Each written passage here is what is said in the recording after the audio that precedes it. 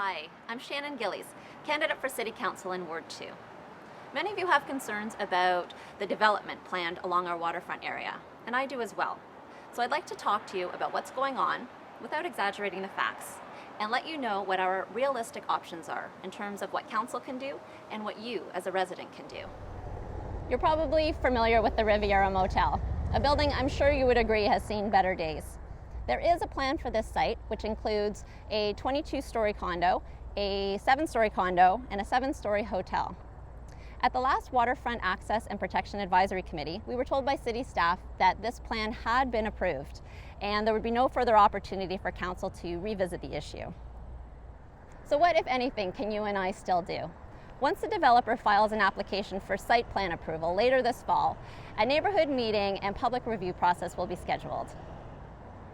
This is where we can all get together to make suggestions about the aesthetics and the functionality of the development.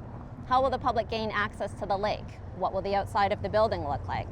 The problem is that in the past, these neighborhood meetings have not been well publicized. As councillor, I will make a deliberate effort to make sure you do know about these meetings. The area we'll look at now is Old Lakeshore Road. Many of you have asked, why would the city plan for condos along here and block our waterfront? It's a great question. It would have been wonderful if years ago the city had made a plan to gradually purchase some of this land, but for whatever reason they didn't. Now, the property values have skyrocketed, and we're in certainly no position to buy this land. It is all privately owned, and currently there is very limited access to the lake, unless you're down the road having a drink at the patio at Emma's or staying next door at the Ascot Motel.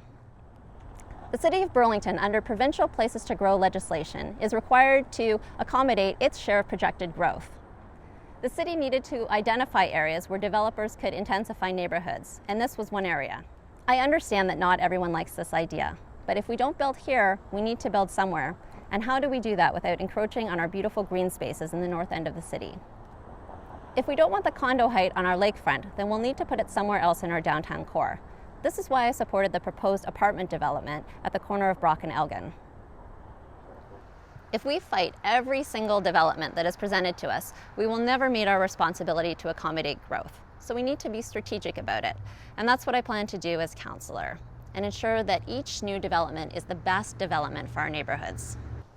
We do have some options regarding the Old Lakeshore Road area, but let's be realistic. It's privately owned land that's never going to be a city park. So let's focus on trying to get the most public accessibility to the water that we can, like a walkway and open public spaces that we can all enjoy.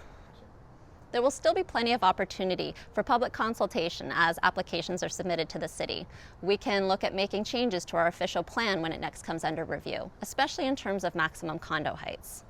It is highly unlikely that anything will happen before then anyway, because of the very complicated land assembly process that still hasn't taken place.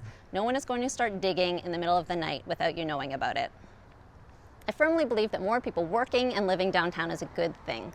Most members of our Waterfront Advisory Committee agree that careful, well-designed development that brings people and jobs to our downtown core will benefit all residents of Burlington.